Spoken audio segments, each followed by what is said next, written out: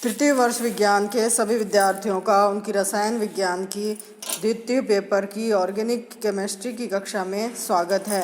आज हम NMR spectroscopy के अंतर्गत एनएमआर स्पेक्ट्रम की व्याख्या के बारे में अध्ययन करेंगे।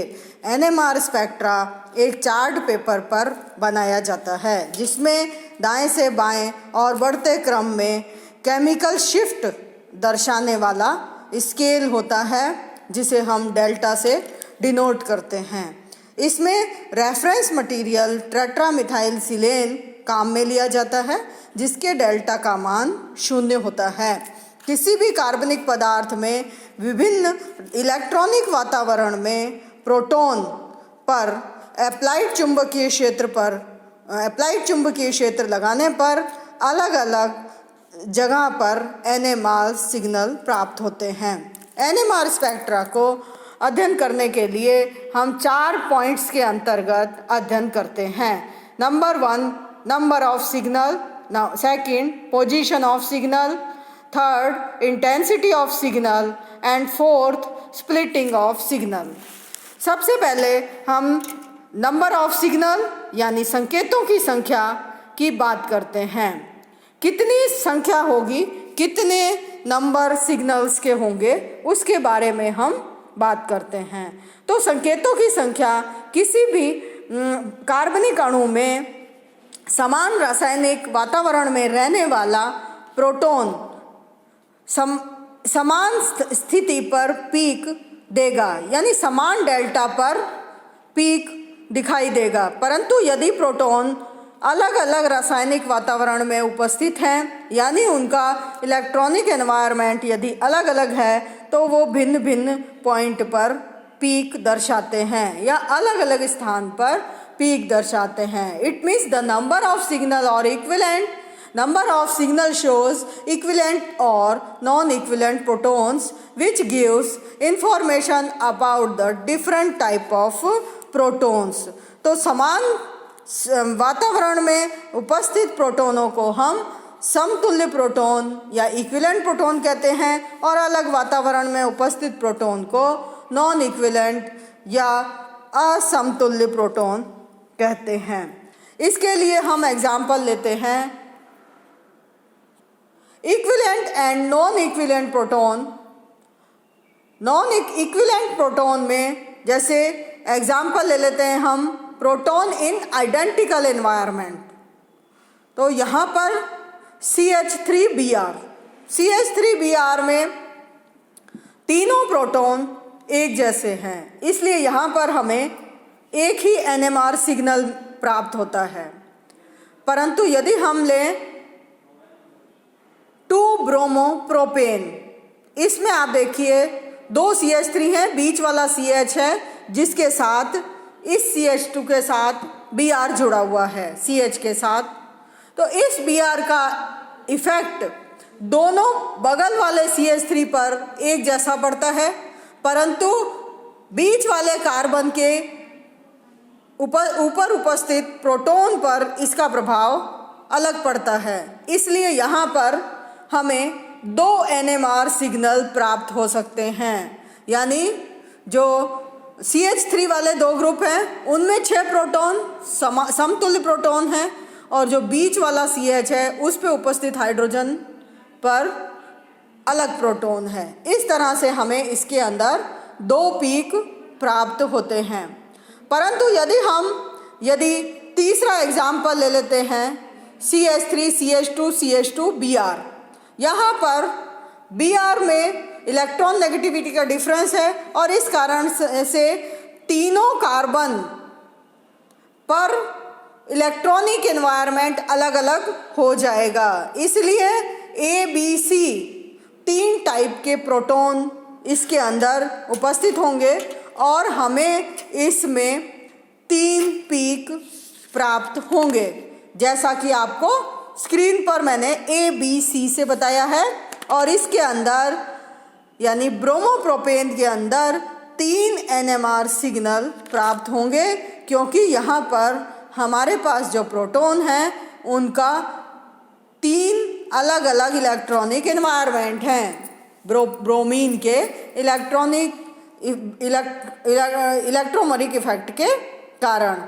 अब हम बात करते हैं प्रोटॉन में पोजीशन ऑफ सिग्नल और केमिकल शिफ्ट की, कि यहाँ पर किस पोजीशन पर जो पीक है वो किस पोजीशन पर उपस्थित होगा।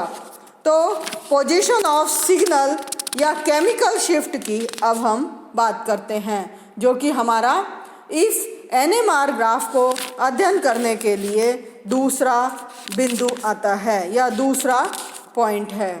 केमिकल शिफ्ट, केमिकली और magnetically equivalent protons.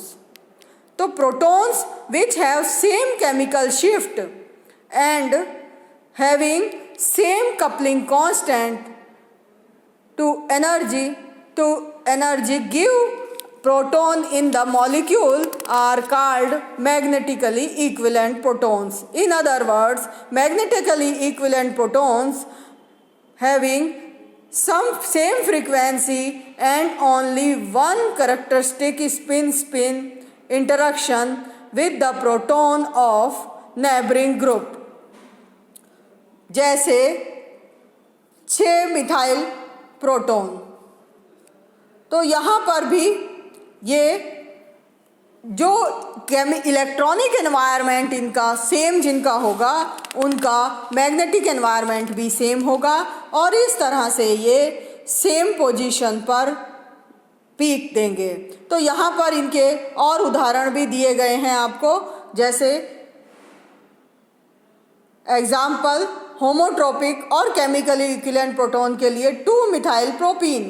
2 methyl propene के अंदर C डबल बॉन्ड C है और यहाँ पर जो हाइड्रोजन है वो एक साइड 2 CH3 ग्रुप है, दूसरी साइड 2 हाइड्रोजन है, जैसा कि आपको स्क्रीन पर दिखाई दे रहा है। 2 मिथाइल प्रोपेन में इस तरह से 2 प्रकार के क्या दिखाई दे रहे हैं आपको, प्रोटॉन 2 प्रकार के दिखाई देते हैं। इसी तरह से 2 मिथाइल प्रोपीन में CH3 ग्रुप जो 2 हैं उनके अंदर 6 इक्विवेलेंट प्रोटॉन है, परंतु बचा हुआ जो डबल बॉन्ड के साथ CH2 ग्रुप है उसमें एक ही टाइप के प्रोटॉन उपस्थित हैं।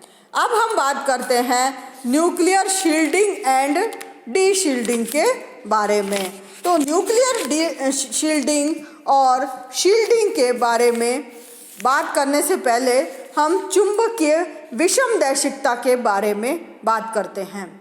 जब दिशा के साथ चुंबकीय गुणों में परिवर्तन होगा तो वो चुंबकीय विषमदैशिकता कहलाता है। विषमदैशिकता का गुण दिशाओं के साथ अलग अलग होते हैं। कार्बनिक यौगिकों में जहाँ पर कि डबल बॉन्ड या ट्रिपल बॉन्ड या बहुबंध पाए जाते हैं, जैसे alkene, alkyne, carbonyl compounds, aromatic compounds, इनमें दिशा के साथ मैग्नेटिक फील्ड का इफेक्ट अलग अलग हो जाता है। जैसा कि आपको स्क्रीन पर दिखाई दे रहा है, यदि एक इलेक्ट्रॉन में नाभिक के चारों ओर इलेक्ट्रॉन चक्कर लगा रहे हैं तो वो नाभिक के चारों ओर इलेक्ट्रॉन अपना शील्डिंग इफेक्ट दिखा रहे हैं। उस शील्डिंग इफेक्ट के लंबवत उनका एक चुंबकीय क्षेत्र बन जाता है जो कि दिशा के साथ उसका डायरेक्शन परिवर्तित हो जाता है।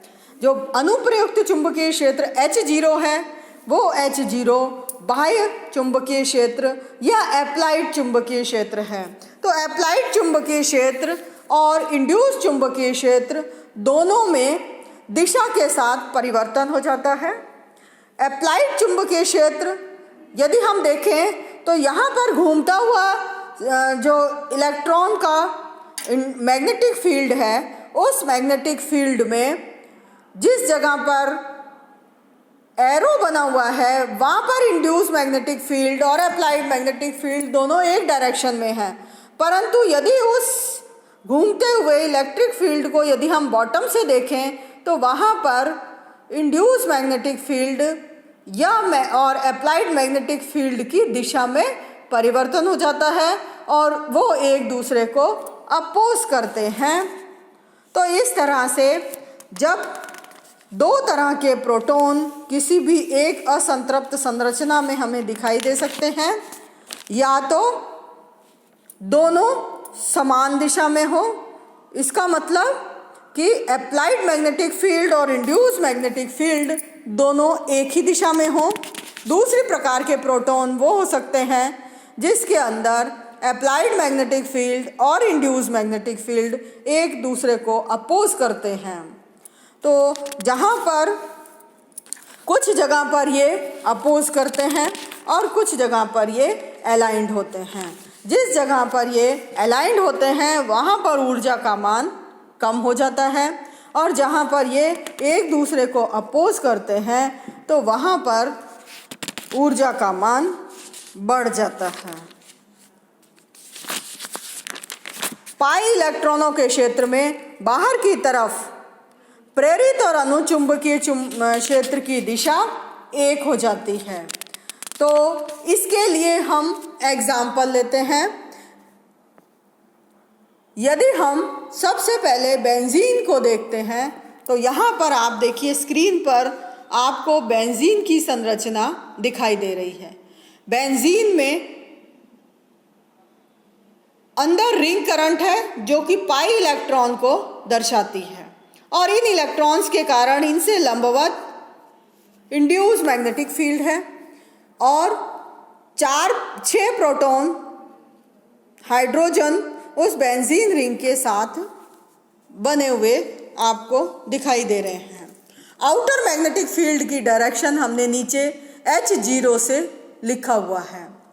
यहाँ पर जो x दिशा में आने वाला प्रोटॉन है वो x दिशा में आने वाला प्रोटॉन इंड्यूस मैग्नेटिक फील्ड में है, यानी जो प्रोटॉन x दिशा में है वो इंड्यूस मैग्नेटिक फील्ड और अप्लाइड मैग्नेटिक फील्ड एक ही दिशा में होते हैं। और यहाँ पर बेंजीन के अंदर इसका जो रिंग करंट है उसकी दिशा प्लस आउटर मैग्नेटिक फील्ड की दिशा, दोनों इंड्यूस मैग्नेटिक फील्ड और अप्लाइड मैग्नेटिक फील्ड की दिशा एक जैसी होती है, और इस कारण से ये डी शील्डेड प्रोटॉन होते हैं और इनमें डी शील्डिंग पाया जाता है। यानी ये जो है डेल्टा ज़्यादा, यानी 5, 6 से लेकर के और 10 के बीच में इनके पीक हमें दिखाई देते हैं। तो इस तरह से एरोमेटिकता में, एरोमेटिक कंपाउंड के अंदर एरोमेटिक प्रोटॉन का जो पीक है वो कंपैरेटिवली डिशील्डेड होता है, और इस कारण से वो किस जगह पर दिखाई देता है, डेल्टा 6, 7 से लेकर और 10 के बीच में दिखाई देता है। यदि हम इथाइलिन की बात करते हैं तो इथाइलिन में यदि आप देखें तो डबल बॉन्ड पाया जाता है, और इस डबल बॉन्ड में इसकी रिंग करंट और प्रोटॉन की दिशा H0 और इसके प्रोटॉन की दिशा भी एक दूसरे से आपको स्क्रीन पर दिखाई दे रही है कि किस तरह से इसमें शील्डिंग और डीशील्डिंग का गुण दिखाई देगा। तीसरा और इम्पॉर्टेंट संरचना जो है एसिटिलीन की है, जिसके अंदर ट्रिपल बॉन्ड पाया जाता है और एक रेखीय संरचना है। इस ट्रिपल बॉन्ड वाली में जो रिंग करंट है पाई इलेक्ट्रॉन्स की वो एक पाइप की तरह से दोनों कार्बन के बीच में होती है, और इनमें प्रोटॉन बिल्कुल नीचे आपको दिखाई दे रहे हैं, और एसिटिलीन के अंदर इंड्यूस मैग्नेटिक फील्ड और अप्लाइड मैग्नेटिक फील्ड एक दूसरे के को अपोज कर रहे हैं, यानी एक दूसरे से विपरीत दिशा में हैं, और इस कारण से यहाँ पर शील्डिंग का गुण पाया जाता है और शील्डेड प्रोटॉन होता है, और इस कारण से इसका जो ग्राफ है वो, इसका जो प्रोटॉन का स्पेक्ट्रा है वो 2 से डेल्टा 1, 2 से लेकर के 3 के बीच में पाया जाता है। यानी इन दोनों संरचनाओं को हम देखें तो एरोमेटिक प्रोटॉन में डी शील्डिंग होता है और हायर मैग्नेटिक फील्ड की तरफ स्पेक्ट्रा होता है, और जो एसिटिलीन है या एलिफेटिक डबल बॉन्ड या ट्रिपल बॉन्डेड कंपाउंड है, इनके अंदर शील्डिंग का गुण पाया जाता है, क्योंकि प्रोटॉन इंड्यूस मैग्नेटिक फील्ड और अप्लाइड मैग्नेटिक फील्ड दोनों एक दूसरे को अपोज करते हैं, तो इस कारण से इनमें शील्डिंग का गुण पाया जाता है। तो इस तरह से एसिटिलीन प्रोटॉन पर और एरोमेटिक प्रोटॉन पर हम शील्डिंग और डीशील्डिंग के प्रभाव को भली प्रकार से अध्ययन कर सकते हैं। इसके अलावा एक महत्वपूर्ण कंपाउंड है जिसके बारे में आपको बताना चाहेंगे और ये है एन्युलिन। एन्युलिन 18 कार्बन का एक कंपाउंड है जिसमें कि अल्टरनेट डबल पोजीशन पर कॉन्जुगेशन पाया जाता है और इनमें एक रिंग करंट प्रेजेंट होती है। इनमें दो तरह के, क्योंकि एलिसाइक्लिक कंपाउंड है, इनमें दो तरह के प्रोटॉन उपस्थित होते हैं। एक प्रोटॉन वो जो वलय के अंदर की तरफ होते हैं और दूसरे प्रोटॉन वो जो वलय के बाहर वाले प्रोटॉन होते हैं।